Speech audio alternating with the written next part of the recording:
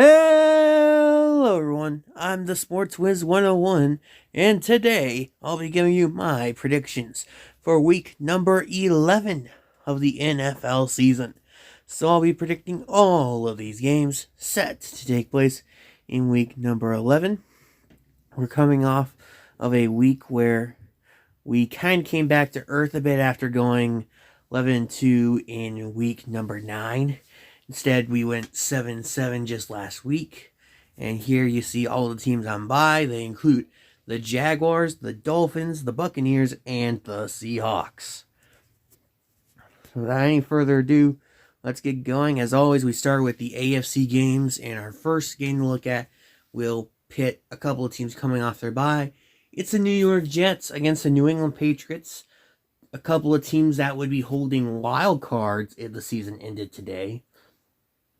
And here I gotta go with New England. It just feels like Bill Belichick has the Jets number. And ultimately, I've got a feeling he continues to have it this Sunday. Next up, Browns and Bills. I would say on paper, the Bills definitely the better team here. But you look at the forecast for Sunday, it's expected to be a big old snow game. Maybe even 2 feet of snow expected in Buffalo. And that's the kind of game that I think the Browns could really thrive in. A game where Buffalo's biggest asset, their quarterbacking of Josh Allen, especially with the passing game, is kind of neutralized, and you have to depend more on the run game, which plays into Cleveland's strengths. So I think Cleveland, especially if it does snow like the forecast says it will, I think this is a spot where Cleveland will make it close with the Bills, and everyone will wonder what's up with Buffalo. I still think Buffalo is just too talented to lose this game, even if they're massively disadvantaged in the snow. Give me the Bills. Next up, it's the Raiders and the Broncos.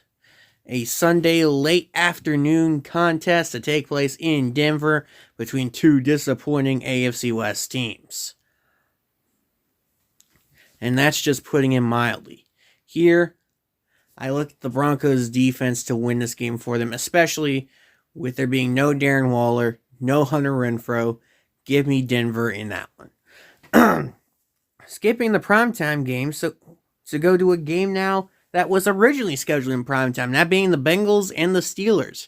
Cincinnati coming off of a bye, and this will be a rematch of their Week 1 clash, where the Bengals just could not learn how to take good care of the ball. And yet, the game still went to overtime, where the Steelers eventually won. And here, no Jamar Chase here for the Bengals, but I just feel like the Bengals will have matured enough where they won't turn the ball over every other possession, and their offense will be clicking enough to get them the win over Pittsburgh. Next up, let's look at the Commanders and the Texans. The Commanders, with an upset last week, giving the Eagles their first loss of the season. Now the Commanders travel down to Houston to take on quite possibly the worst team in the NFL. There is a chance that the Commanders get Chase Young back, which obviously big points there for the Commanders to ultimately come away with the win there. But there's also a chance that Carson Wentz comes back. And anyone who's followed the Commanders will tell you that the Commanders, it seems like Commanders have just seen better with Heineke at quarterback than Wentz. So it would be almost better if Wentz didn't come back. That might be taking it a bit too far. Here, if Heineke plays, you gotta think Commanders win this one easily. I think that even if Wentz plays, the Commanders should win this one. Give me Washington for the win. And speaking of those Eagles, they're traveling to Indianapolis for a game against the Colts. The Jeff Saturday-led Colts. Saturday. Now 1-0 in his NFL coaching career after a win over the Raiders last week. Here, I don't think he's going to be able to coach the Colts to a win over the Eagles. I think the Eagles will have a bit of a bounce back here, and I like Philadelphia for the win. Next up is the Panthers and the Ravens. Baltimore coming off a bye. This is my lock of the week, though based on what happened last week when I put the Eagles down as my lock of the week, yeah, it's become more of a curse of the week, I guess you could call it. But yeah, I don't see how Baltimore loses to the Panthers. They're coming off a bye, Baltimore's just the superior team. Maybe Carolina keeps it close, but I don't see how they go out there and beat the Ravens. Give me Baltimore for the win there. Next up, the Rams taking on the Saints. Call me crazy, but I'm going to call this my upset of the week, and I'm going to pick the Rams. I just feel like this offense, neither offense, I guess, is trustworthy at this point, but I do trust the Rams defense more than the Saints defense at this point. So just based on that, I'm going to give the Rams the win in my upset of the week. Lions and Giants set to take place in the Meadowlands. Give me the Giants. They've just been the better team, maybe against a relatively weaker schedule, just based on how everyone's perceptions of those teams are, and the fact that the Giants haven't really dominated anyone. And I don't think they're going to dominate the Lions either, but they are going to make the plays at the end of the game necessary to get this win over Detroit. Bears, Falcons, this is kind of like the Rams-Saints game where the team I'm picking is just the team that I feel like I can trust their defense more. And even then, I don't know if I can trust either one of these teams' defenses. But I do trust the Falcons' defense more than I trust the Bears, especially with how Chicago's played the last few weeks. So I'll take the Falcons there. Cowboys and Vikings. I did hear some whispers, some people wanting this to be in primetime. Of course, it stayed in the late afternoon slot. And here I'm going to take the Cowboys just because I think Dallas has had Minnesota's number over the past few weeks. And past few years, I should say. And it really showed itself last year in the Cooper Rush game on Sunday Night Football. I think Minnesota definitely makes this a game. This will be a must-watch game, but it's a game I do think the Cowboys end up winning. So now looking across the NFL, Sunday Night Football, it was flexed in. It's my Kansas City Chiefs on the road to take on the Los Angeles Chargers. And if their past meetings over the last few years are to be any indication, it's going to be a close game, and there's a decent chance it will require overtime.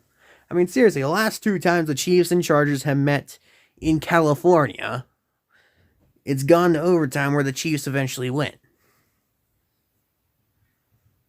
Here, I don't know if I'm necessarily wanting to predict overtime, but I am predicting a Chiefs win just like the last few times they played in California. And quite honestly, it's mainly because of the Chargers' injuries. They are one of the most injured teams in the entire NFL. I think Kansas City is apt to take advantage of it, even if they have to miss a few receivers of their own, like Juju and Mecole Hardman. I still think Kansas City should be able to get the win. Thursday Night Football, Titans and Packers. This will be an interesting one, but in the end, I'm picking this to be a low-scoring affair. Maybe that plays more into what the Titans want to do. But what we saw last week, as I predicted, the Green Bay Packers were able to get a win at home over the Cowboys. It was a much-needed win, and I think that win carries some momentum here as the Packers go on to beat the Titans. close, low-scoring affair there, but I do pick Green Bay. And then let's look at Monday Night Football. Mexico City, the San Francisco 49ers, the Arizona Cardinals. Cardinals acting as the home team here. And I like the 49ers. They are just a better team. In my estimation, with McCaffrey, they're probably top 2 in the NFC. And the strange thing is, they're second place in their own division. And I don't think first place is a better team than they are. No offense, Seattle. I just think San Francisco is better than most teams in the NFC. That does include the Cardinals. I wouldn't be surprised if Arizona does make this a game, though. Makes it like a 21-17 type affair. But in the end, I feel like this is a game. The 49ers, as, in my opinion, a top 2 team in their conference, should win. Maybe, perhaps even going away. Well, there you go. There's my picks for week number 11 of the NFL season. If you like this, please like and subscribe for more to come in the following weeks. I've been the Sports Wiz 101, and I will see you all later.